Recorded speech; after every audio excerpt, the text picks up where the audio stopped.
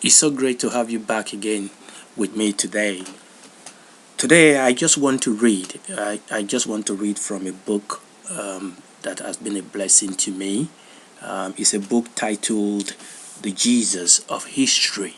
The Jesus of History is a book written by a gentleman called T.R. Glover. It's Richard Glover. It was first published in January 1917 by the S.C.M. Press Limited, and I'm reading from the edition, the 1965 edition. So I'll go over that again. It was first published in 1917 by S.C.M. Press Limited, but I'm reading from the 1965 edition, which was printed in Great Britain for Hodder and Stoughton Ltd. I'm only reading very few pages, really. I'm reading only from page 15 to page 17, so really just a little bit over 2.5 pages. Again, the title is The Jesus of History. I'm reading from an old edition. You can see the picture of the back page on the screen. Such a tattered looking book, but I can tell you the content is dynamite, is full of life. So again, I'm just reading from verse 15 through to verse 17. I read, "The Christian Church, whether we like it or not, has been a force of unparalleled power in human affairs, and prophecies that it will no longer be so, and allegations that by now it has ceased to be so, are not much made by cautious thinkers. There is evidence that the influence of the Christian Church, so far from ebbing, is rising. Evidence more obvious when we reflect that the influence of such a movement is not to be quickly guessed from the number of its actual adherents. A century and a quarter of Christian missions in India has resulted in so many converts. 1.25 million is not slight outcome, but that is a small part of the story.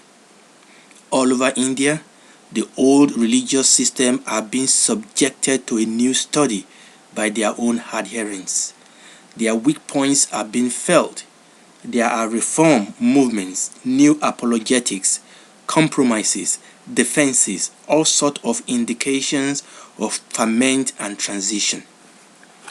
There can be little question that while many things go to the making of an age, the prime impulse to all this intellectual, religious, and moral upheaval was the faith of the Christian missionaries that Jesus will bring about what we actually see.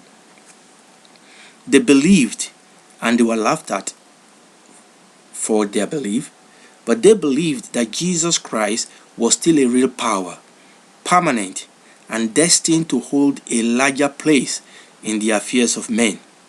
And we see that they were right. Jesus remains the very heart and soul of the Christian movement, still controlling men, still capturing men against their will very often, changing men's life and using them for ends they never dreamed of. So much is plain to the candid observer, whatever the explanation. We find another fact of even more significance to the historian, who will treat human experience with seriousness and sympathy.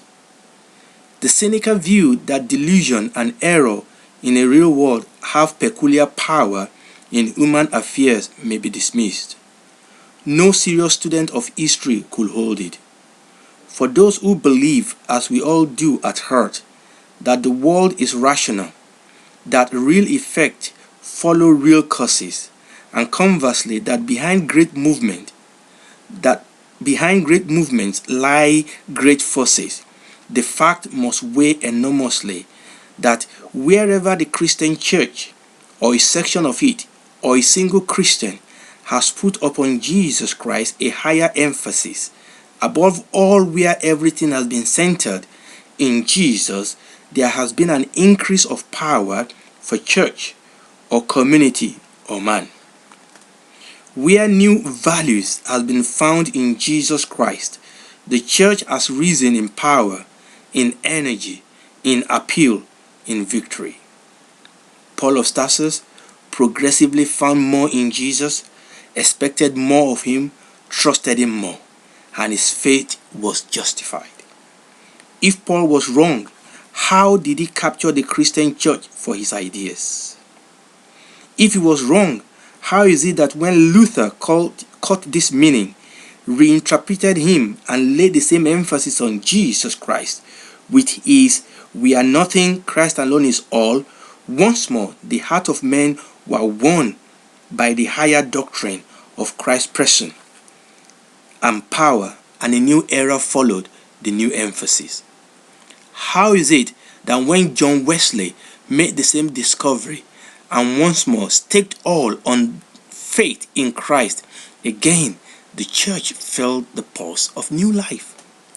On the other hand, where through a nebulous philosophy men have minimized Jesus, or where through some weakness of the human mind they have sought the aid of others and relegated Jesus to a more distant, even if a higher sphere, where in short Christ is not the living center of everything, the value of the church has declined, its life has waned.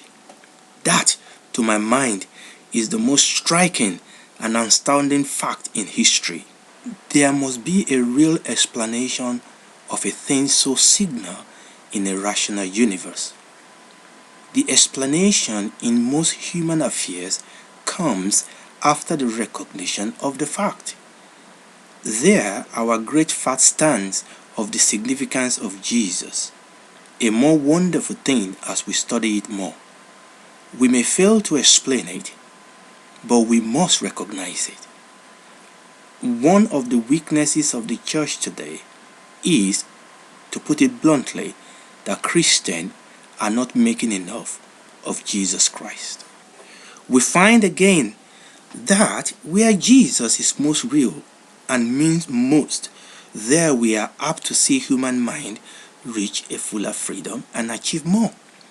There is a higher civilization, a greater emphasis on the value of human life and character, and a stronger endeavor for the utmost development of all human materials, if we may so call the souls and faculties of men.